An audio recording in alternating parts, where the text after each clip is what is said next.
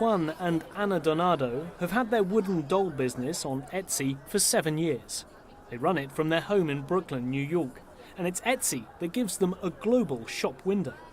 So when offered the chance to buy shares in this online marketplace, it was an easy decision. We just thought of it like this very commonsensically. If we work for our company and we have shares, we're working for our company and the shares that we bought.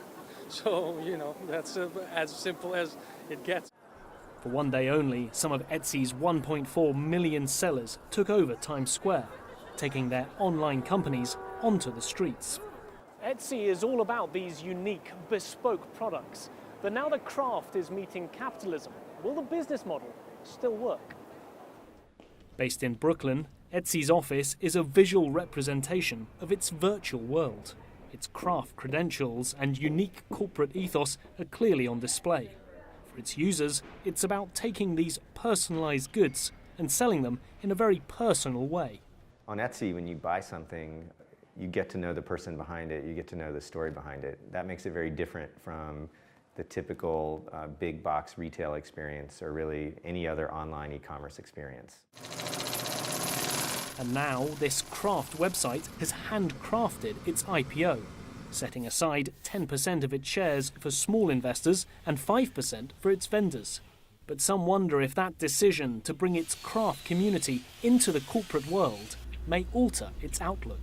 Anytime you have to start being accountable to quarterly earnings and to investors, it's difficult to kind of preserve that kind of je ne sais quoi that you have as a small kind of startup business. But I think they've done a pretty good job as the business has grown quite aggressively of keeping that kind of very special feel.